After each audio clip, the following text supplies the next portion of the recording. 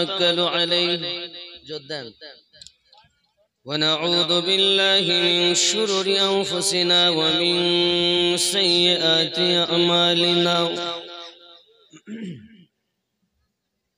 من يهده الله فلا مضل له ومن يضلله فلا هادي له ونشهد أن لا إله إلا الله وحده لا شريك له ونشهد أن سيدنا وسندنا ونورنا ونور أيننا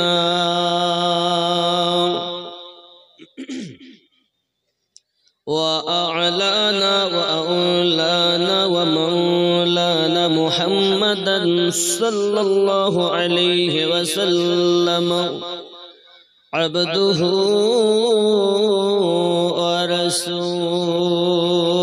ورسوله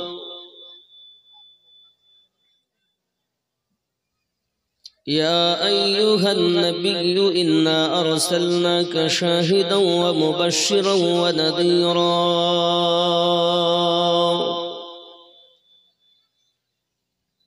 وداعيا إلى الله بإذنه وسراجا منيرا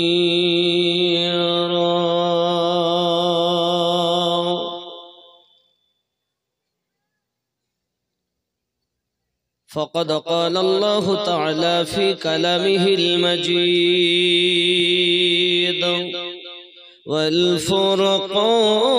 والفرقان الحميد أعوذ بالله من الشيطان الرجيم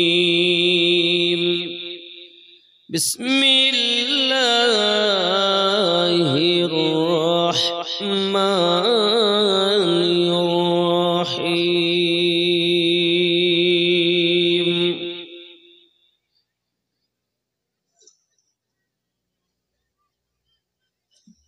ولو أنهم إذ ظلموا أنفسهم جاءوك فاستغفروا الله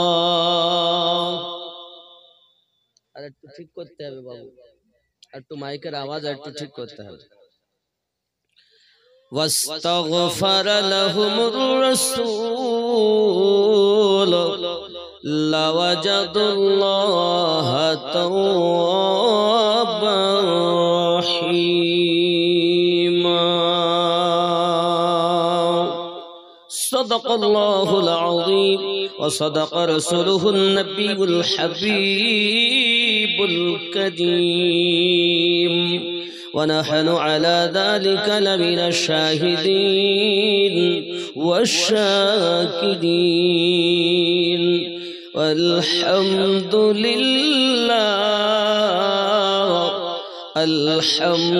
لله رب العالمين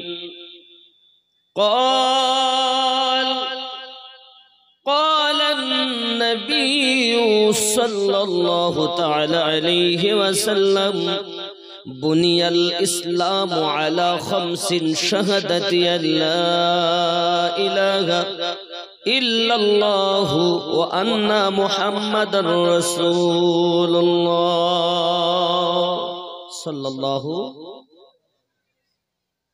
وإقام الصلاة وإيتاء الزكاة والحج وصوم رمضان رواه البخاري كتاب الإيمان إن الله وملائكته يصلون على النبي يا أيها الذين آمنوا صلوا अलैहि वसल्लिमू तस्लीमा। अल्लाहुम्मा सल्लि अला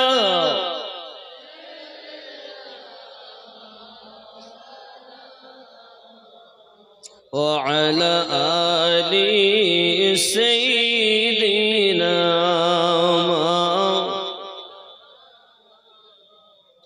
नबीजी मोर नूरेर बाती, खुदार नूरे नूर ज्योति।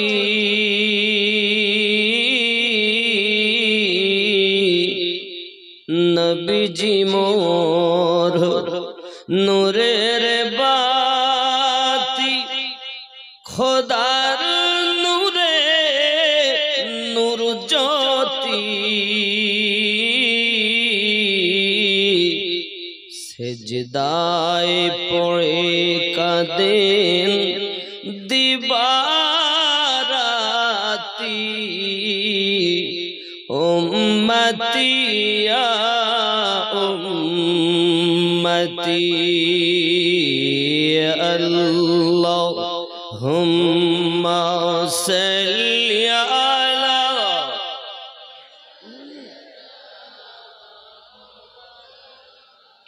मुहम्मद व अला आलि।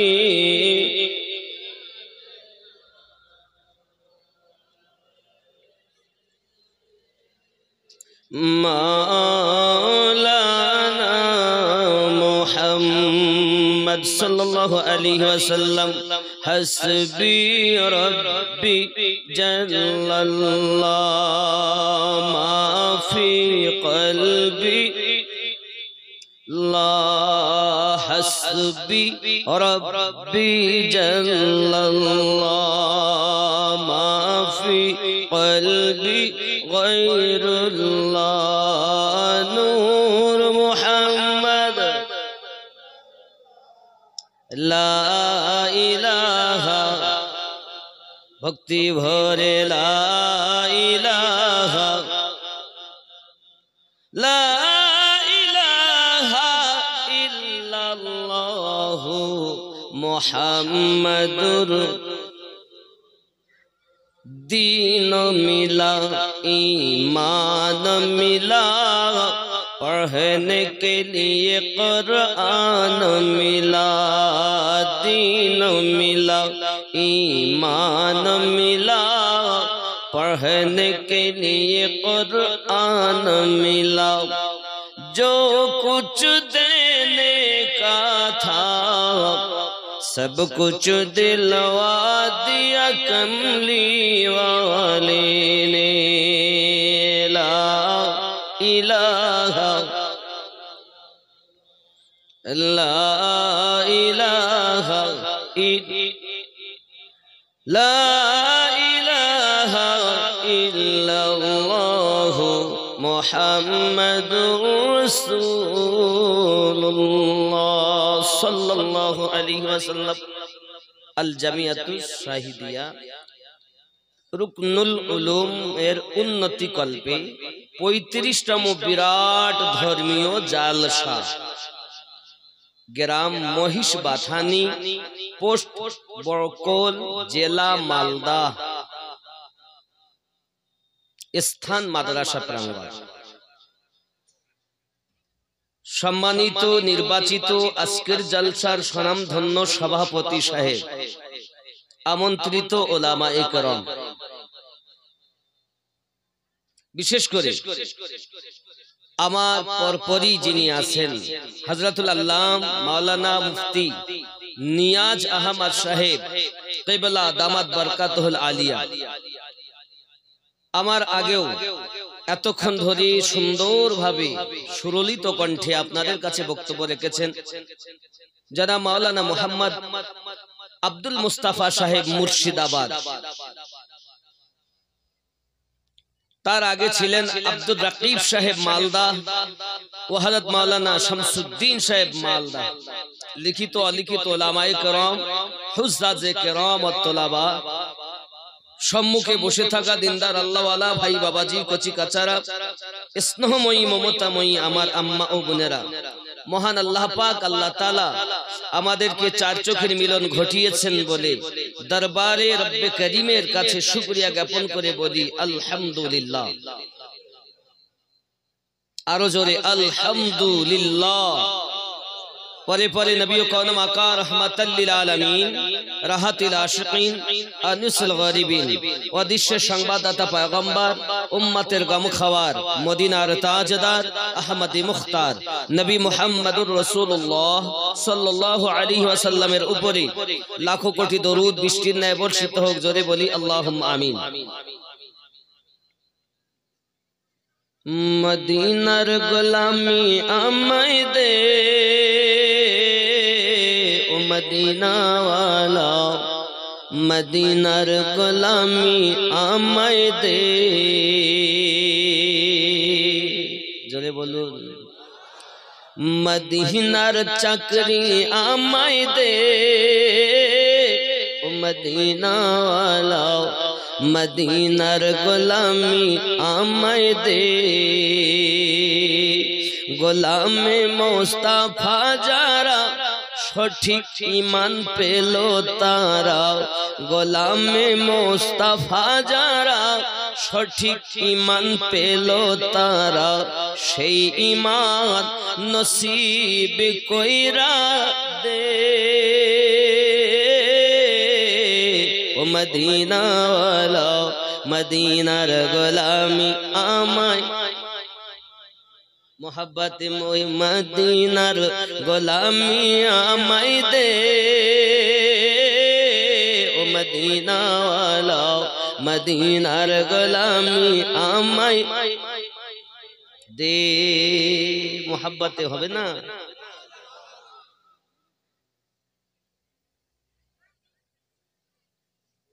মদিনার গোলামি আমায় দে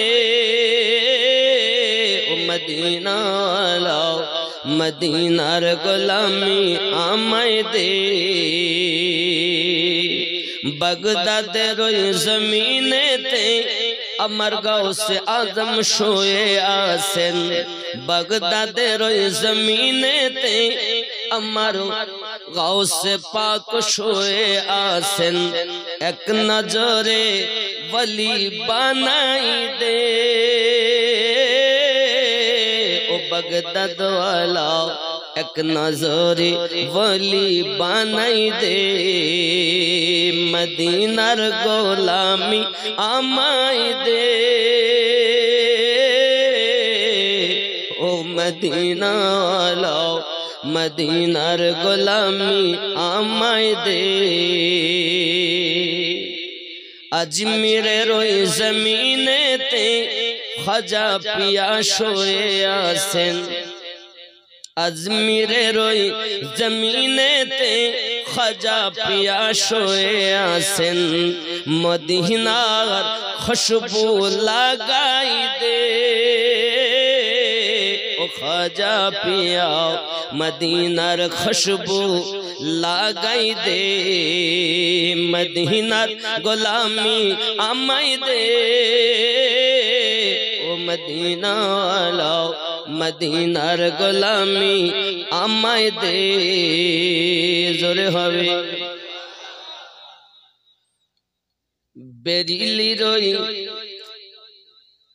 জেলাতে আমার আলা হযরত শুয়ে আছেন, সওদাগরানের মাটিতে আমার আলা হযরত শুয়ে আছেন। নবীর প্রেমে জীবন দিয়েছে ও আলা হযরত, নবীর প্রেমে জীবন দিয়েছে। মদিনার গোলামি আমায় দে ও মদিনা ওয়ালা, মদিনার গোলামি আমায় দে। আল্লাহুম্মা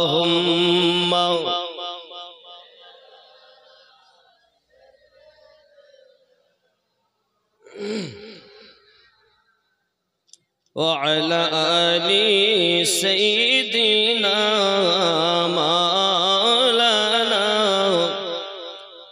আব্বা আমার কোরআন শরীফে নামাজের কথা 82 জায়গায় বলা হয়েছে আর মনটা ঠিক করার কথা 126 জায়গায় বলা হয়েছে সুবহানাল্লাহ বলুন নামাজের কথা সবাই বলে কিন্তু এইটা ঠিক করার কথা বলি ওয়াজ এখন নাই এখন ওয়াজ হলো ফজিলতে লারে লাপ্পা কাজ করে বাস মসজিদ উন্নতি কল্পে মাদ্রাসা উন্নতি কল্পে গোরস্থান উন্নতি কল্পে মসজিদ একতলার জায়গায় 5 তলা হচ্ছে মাদ্রাসাও হচ্ছে গোরস্থানও সুন্দর করে ঘেরা হচ্ছে কিন্তু আমরা যে কবরে শোব নিজের কবরের ফাতিহ সংগ্রহ করা খুবই কম হয় এই বক্তব্য এখন নাই সমাজ যত দিন যায় তত আরো খারাপের দিকে আপনি মনে করবেন যে মসজিদ মুসল্লি তো আগের থেকে আরো 16 আনা বেশি মসজিদ খুব সুন্দর কিন্তু ইমানদারের সংখ্যা নামাজি সবাই এরা নামাজ পড়েও জাহান্নামে যাবে কেন দেখুন কলবের 14টি রোগ আছে এক নাম্বার কলবে মারিদ অর্থাৎ রুগ্ন অন্তর সূরা তওবা আয়াত নাম্বার 125 এ আল্লাহ বলেছেন রুগ্ন অন্তর ভারতবর্ষের রাজধানীর নাম হলো দিল্লি পশ্চিম বাংলার রাজধানী হলো কলকাতা রাজধানীতে যদি কোনো ক্ষতি হয় পুরো দেশে আসর হয় প্রত্যেক মানব রাজ্যে একটি রাজধানী তার নামই হলো কল এই কলবে যদি রোগ হয় তাহলে এই রোগ যত সময় আপনি নির্ণয় না করবেন আপনার 1 পয়সা দাম নেই খেয়াল করুন 14 প্রকারের রোগ আছে কত প্রকার বললাম 14 প্রকার আল্লাহ পাক বলেছেন আমি বলি এক নাম্বার কলবে মারিদ অর্থাৎ রুগ্ন অন্তর সূরা তওবা আয়াত নাম্বার 125 দুই নাম্বার কলবে মখতুম অর্থাৎ মোহর মারা অন্তর সূরা আল বাকারা আয়াত নাম্বার 7 তিন নাম্বার কলবে গাফিল অর্থাৎ গাফিল অন্তর সূরা আল আরাফ আয়াত নাম্বার 179 5 নাম্বার কলবে মুতমাইন্না অর্থাৎ শান্তিপূর্ণ অন্তর সূরা ফজর আয়াত নাম্বার 27 কলবে মুনির অর্থাৎ বিনতি অন্তর সূরা জুসরা কাফ আয়াত নাম্বার 33-34 7 নাম্বার কলবে জায়েদ অর্থাৎ বক্র অন্তর সূরা আল ইমরান আয়াত নাম্বার 8 নাম্বার কলবে আমা অর্থাৎ অন্ধ অন্তর সূরা হজ আয়াত নাম্বার 46 তাহলে অন্ধ মনও আছে খেয়াল করুন 9 নাম্বার কলবে খাস অর্থাৎ বিনয়ী অন্তর সূরা হজ আয়াত নাম্বার 54 10 নাম্বার কলবে কাসি অর্থাৎ কঠিন অন্তর সূরা আনআম আয়াত নাম্বার 43 কথা কি বুঝতেছেন আমার কিছু নিয়ে যান খালি দিয়ে যাবেন না নিয়ে যান খালি নিয়ে জানো কিছু এত টাকা ব্যয় করে জালসা দিয়েছেন আর মাদ্রাসা এই জালসাটা হলো বয়স্কদের মাদ্রাসা বাচ্চারা এসে শিখবে হিফজ হবে কেউ হাফেজ হবে কেউ কারি হবে কেউ মাওলানা হবে কিন্তু দাঁত হয়ে গেছে এই চাচা তো এখন ইকরাত করতে পারে না হুরুফে হালকি হালাক থেকে বলো ওই ওই এই বেটাদের কি হবে? এটা বয়স্কদের মাদ্রাসা, শুনে যান। হয়তো আমাকে জীবনে শেষ দেখছেন, আমি আপনাদেরও শেষ দেখতেছি, আর জীবনে দেখা হবে না। কবরের পাথেও সংগ্রহ করুন। বুদ্ধিজীবী ব্যক্তি তিনি, যিনি নিজের বিচার আগে করেন, পরে অপরের বিচার করেন। বুঝতে পারেননি নাকি? আমার কথা রাগ করছেন আব্বা আমার? 10 নাম্বার কলব কি বলেছি? কলবে কাসি অর্থাৎ কঠিন অন্তর, সূরা আনআম আয়াত নাম্বার 43। 11 নাম্বার কলবে মুকাফফাল অর্থাৎ তালা লাগানো অন্তর, সূরা মুহাম্মদ আয়াত নাম্বার 24। 12 নাম্বার কলবে মাসনুন অর্থাৎ পর্দা পড়া অন্তর, সূরা আনআম আয়াত নাম্বার 25। 13 নাম্বার গলিজুল কলব অর্থাৎ কঠোর অন্তর, সূরা ইউনূস আয়াত নাম্বার 88। 14 নাম্বার রোগ কলবে মারিন অর্থাৎ জং ধরা অন্তর, সূরা মুতাফফিফিন আয়াত নাম্বার 13। এই 14টা রোগ আমাদের কলবে আছে। আল্লাহর বান্দা, আল্লাহর বান্দি যখন সকালবেলা একটি গুনাহ করে বাবা, তার কলবে শস্য দানা মতো একটি কালো দাগ পড়ে যায়। জোহর পর্যন্ত তওবা করে না, আসর পর্যন্ত করে না, মাগরিব পর্যন্ত করে না, এশা পর্যন্ত করে না। আল্লাহর ফেরেশতা বলে, ভাই লিখিস না, একটু অপেক্ষা কর, এখনো পর্যন্ত তওবা করিনি, হতে পারে ঘুমানোর আগে আল্লাহ পাকের কাছে তওবা করে নিতে পারে, তখন তোর লিখতে হবে না। যুবক সকালবেলা পাপ, সারাদিন আপনার জন্য অপেক্ষা। আল্লাহর বান্দা বান্দি বিছানায় ঘুমিয়ে গেল, নামাজও পড়লো না, মোবাইল টিপতে টিপছে, ফেসবুক চালাচ্ছে। ফেরেশতা বলছে, হ্যাঁ রে, এখনো তো ফজর জোহর পড়িনি, আসর পড়িনি, মাগরিব পড়িনি, এশা পড়িনি, শুয়েছে, খেয়ে শুয়েছে, লিখবো? লিখিস নে, দাঁড়া। হতেও তো পারে নামাজ পড়িনি, ফরজ তরফের গুনাহ, কিন্তু সকালবেলা পাপ করেছে, সেই পাপ জং যে পড়েছে এটা লিখতে হবে না। যদি তওবা করে নেয় যে আল্লাহ আমি সকালে ভুল করেছিলাম, এটা পাপ করে ফেলেছি, সারাদিনও ওইটা থেকে তওবা করছে। আপনি ফেসবুক চালাচ্ছে, মোবাইল দেখছে, সিরিয়াল দেখছে, এখানকার ছেলেপিলের দেখে টেকে না, এটা ভালো। ঘুম লেগে গেছে, হঠাৎ মোবাইল পড়ে গেছে, আবার মোবাইল পড়ে গেল, আবার নামাজ পড়ার সময় নাই, মোবাইল টিপতে ভাল লাগে। এখন অতিরিক্ত যখন ঘুমের চাপ, তখন পাশে রেখে দিয়েছে, মাথার কাছে দিয়ে ফেরেশতা বলছে, ভাই লিখবো? আফসোস করে বলছে, আর কিছু বলার নেই, এবার তুমি লেখো। ওরে আল্লাহর বান্দা বান্দি, আমার মা খালা ও আমার জননী মায়েরা ভালো করে বুঝুন, ওগো আমার আব্বা জানেরা ভালো করে শুনে নেন। পৃথিবীর সরজমিনে আমরা পাপ করেছি, সকালে অপেক্ষা হলো রাত পর্যন্ত, ঘুমানোর আগে পর্যন্ত। যুবক আপনার পাপ লিপিবদ্ধ হবে এবার।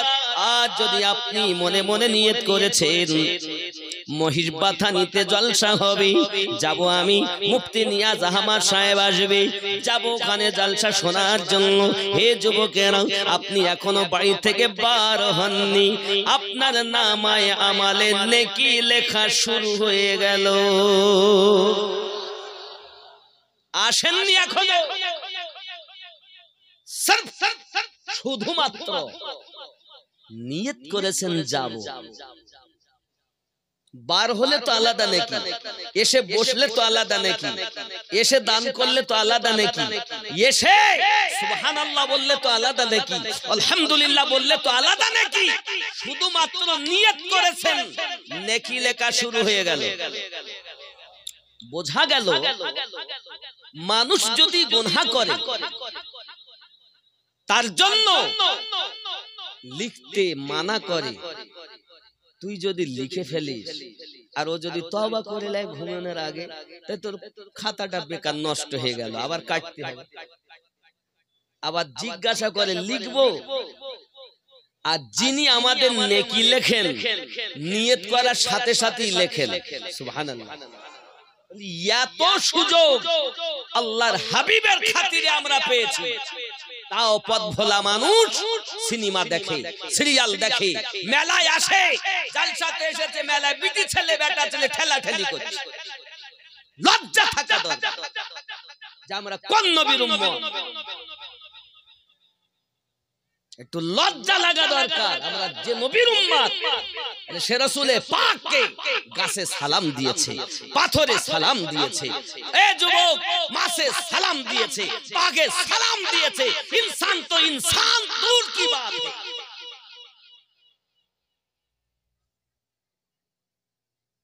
আমাদের একটু লজ্জা কর নাই, শরম লাগে না?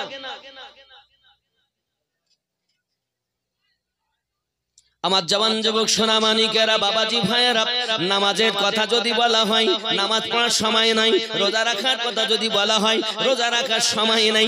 যুবকেরা, পৃথিবীর সরজমিন আল্লাহ পাকের প্রিয় বন্ধু ছিলেন তিনি। এই যুবকেরা, আমার জননী মায়ের ইচ্ছা হলো সন্তান আমার নামাজি হবে, সন্তান আমার আল্লাহওয়ালা হবে, সন্তান আমার আল্লাহর ইবাদত বান্দেগি করবে। এখনকার মা আল্লাহ পাকের কাছে দোয়া করে, আল্লাহ আমার সন্তান যেন মাস্টার হয়,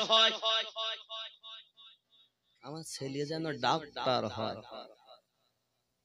মৌলভী হুশ, মৌলভীকে পড়াইতে দেয়? মসজিদের বেতন কত আপনাদের এখানে? এই এখানে যে মসজিদ আছে, মহিষ বেতন কত দেয় হুজুর? এখানে ৬০০০, ১০,০০০। আচ্ছা, ১০,০০০ টাকা। বাজারে গেলে ৫০০ টাকায় নাই, প্যাকেটের হাফ ৫০০ টাকায় হয়নি। ৫০০ দৈনন্দিন হিসাব করলে ১৫,০০০ হয়। ১০,০০০ টাকা সংসার চলে না। খুব ভালো করে বুঝবেন। তাহলে আমি আমার ছেলে ওই ১০,০০০ টাকা মাসে বেতন খাটার জন্য মৌলবি পড়তে দিব? আমার ছেলে ডক্টর হবে, আমার ছেলে ইঞ্জিনিয়ার হবে, আমার ছেলে মাস্টার হবে। ও জননী মায়েরা আমার, ভালো করে বুঝুন, প্রিয় নবী সাল্লাল্লাহু আলাইহি ওয়াসাল্লামের উম্মত যারা, উম্মাতান বলে দাবি করেন যারা, তারা হবে রাসূলে পাকের কন্যা, খাতুনে জান্নাতের দিওয়ানি। এহ জগতে লাভ, পর জগতে লাভ। জননী আমার, ভালো করে বুঝুন, জগতে যেন নায়িকা হবেন না, আপনারা আম্মা খাতুনে জান্নাতের দিওয়ানি হয়ে যান। এহ জগতে লাভ, পর জগতে লাভ। আপনার সন্তান আলা হযরতের মাস্তানা, গাউস পাকের দিওয়ানা, গরিব নওয়াজ মাস্তানা। যদি বলুন সুবহান।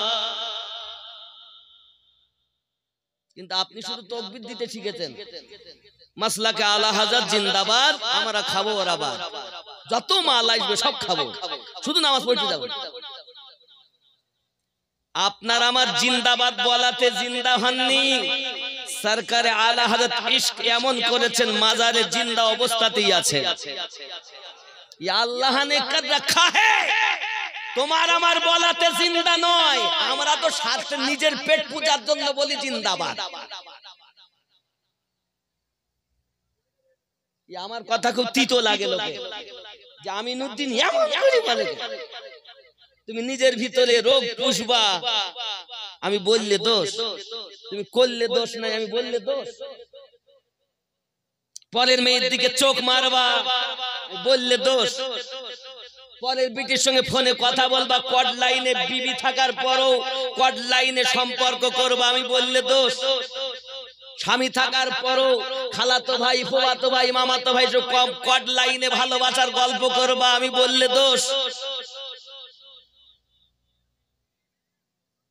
করলে দোষ নাই, বললে দোষ। এই জন্য বলি, অন্তরের রোগ কত প্রকার? কত প্রকার? 14 প্রকার। এই রোগ থেকে নিজেকে মুক্তি যদি দিতে হয়, তাহলে আপনার আমার জন্য একজন আল্লাহওয়ালার সঙ্গ নেওয়া জরুরি। এই জন্য আল্লাহ পাক রব্বুল ইজ্জাত সূরা আল কাহফের 17 নম্বর আয়াতে বলেছেন, বিসমিল্লাহির রহমানির রহিম, من يهد الله فهو المهتدي ومن يضلل فلن تجد له وليا مرشدا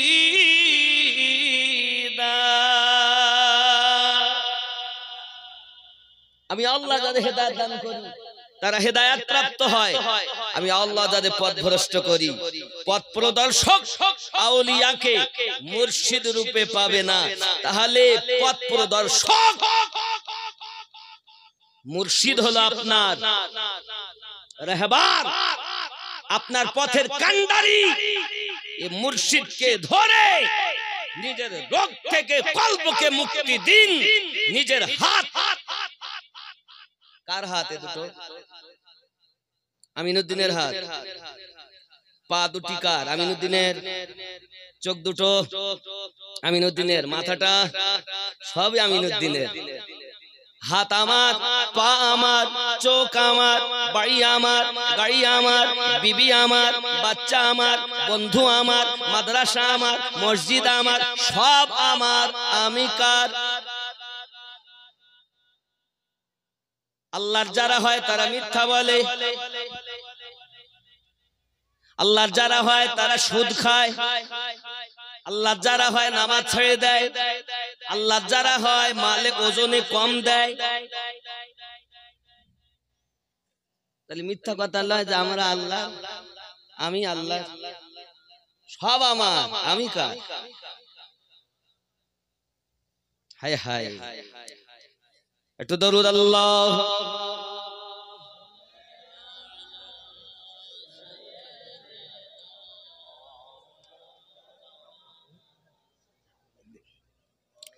وعلى آل